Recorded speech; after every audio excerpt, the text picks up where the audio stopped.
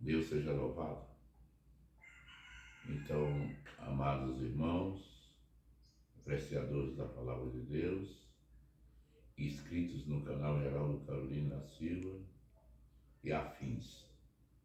Nós vamos dar continuidade à carta de Paulo aos Gálatas, na parte 4.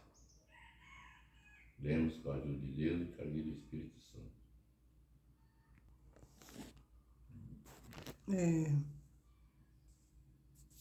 Salva aqui primeiro? Ou Então, continua? Deu quanto?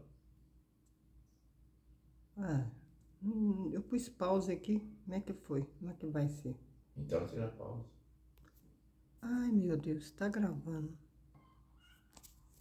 Vai. Então, amados irmãos, o apóstolo Paulo deixou bem claro Ai, Senhor. na Epístola aos Gálatas que há uma diferença entre os que são da fé em Cristo Jesus com aqueles que são da lei. Agar, irmãos, era a concubina de Abraão, mãe de Ismael. E Sara era a esposa de Abraão, segundo a promessa. Porém, quando Ismael ficou grandinho, Isaac era menor, Ismael perseguia Isaac. Então Sara chamou Abraão e falou para ele: você não percebe que Ismael está perseguindo o nosso filho? Manda essa escrava e o filho dela embora, que de modo nenhum ela herdará com meu filho as bênçãos que Deus deu para nós. E Abraão, irmãos, não queria, porque os dois eram filhos da carne. Mas em Isaac estava a promessa que Deus falou para Abraão, que não é os escravos, né, os que vão herdar o seu bem, mas um filho que você vai gerar com Sara. Esse será o filho que Deus vai te dar, e você vai pôr o nome dele de Isaac, que é segundo a promessa. E em Isaac veio Jacó, de Jacó veio as 12 tribos, e das 12 tribos veio Jesus Cristo, a quem estava feita a promessa. A promessa, irmão, não é a lei.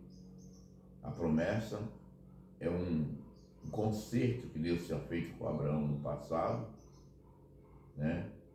E depois que Deus fez o concerto com Abraão, prometeu e tudo, Deus mandou que ele circuncidasse todos os meninos nascidos com o 8º dia de nascimento, né? Então, Ismael foi circuncidado junto com Abraão. Mas em Isaac estava a promessa. Porque o Senhor falou para Abraão: na tua geração será bendita todas as famílias da terra. A geração que o Senhor Deus falou para Abraão não era Ismael nem Isaac, era Jesus Cristo. Porque em Jesus Cristo se cumpriu a promessa de Deus na vida do povo de Deus, que hão de herdar a vida eterna. Porque Deus, irmãos, é de um, mas o Senhor Jesus veio para salvar todos, quantos crerem no seu nome. E for batizado, como nós vemos ontem também, os que batizaram em Cristo, também foram revestidos do seu Espírito. Então, no momento que nós, na água do Santo Batismo, despojemos os nossos pecados, deixamos os nossos pecados no fundo do tanque das águas do Santo Batismo, quando nós levantemos da água do Santo Batismo, pelo Espírito Santo, Deus nos reveste das coisas do céu. E a partir que nós saímos das águas do Santo Batismo, nós somos considerados filhos de Deus, co-herdeiros da promessa em nosso Senhor Jesus Cristo. Irmão, quer que eu dê um exemplo bíblico? está escrito que quando o Senhor Jesus foi batizado nas águas, ele saiu das águas, o Espírito Santo em forma de uma pomba pousou sobre a cabeça dele e o céu se abriu e veio uma voz do céu que dizia assim: este é o meu filho amado, em quem eu tenho o meu prazer. Escutai.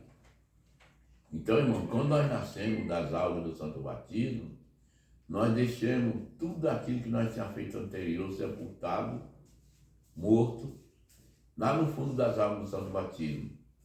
E quando nós saímos das águas, irmãos, nós nascemos novamente em Cristo. Irmãos, quer ver outro exemplo?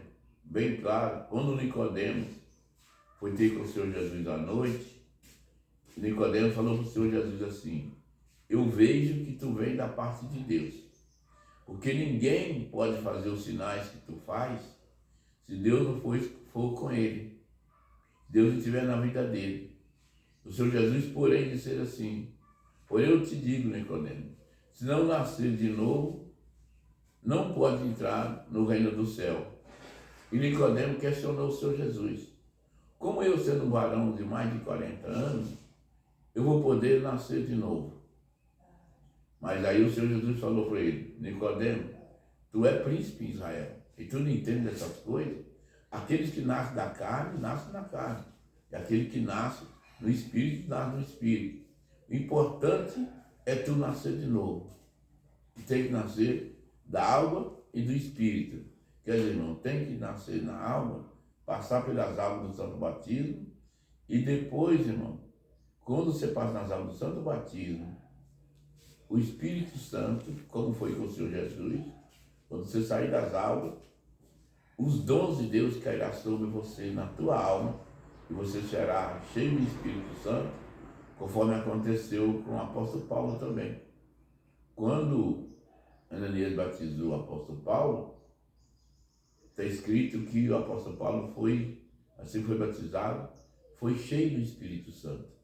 Então, irmãos, é assim o novo cristão em Cristo. Ele crê no Senhor Jesus, é batizado e já revestido dos dons de Deus.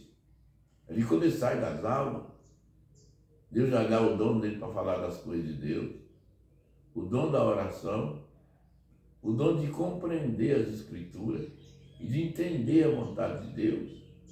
E Deus devagar vai dando força para ele renunciar ao mundo e fazer a vontade de Deus conforme está escrito na palavra de Deus, né?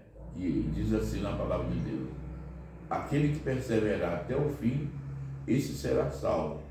Mas se você recuar, a minha alma não tem prazer em você. Então, irmão, nós não somos daqueles que recuemos, mas nós somos daqueles que façamos como o apóstolo Paulo. Avançamos sempre para frente.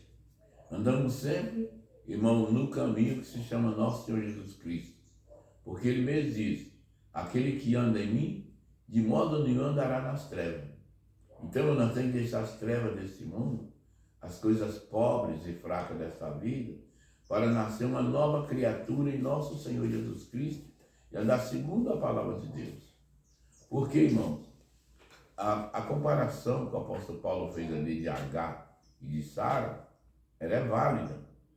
Porque quando nós estávamos, irmão, no mundo, fazendo a vontade do mundo, a nossa carne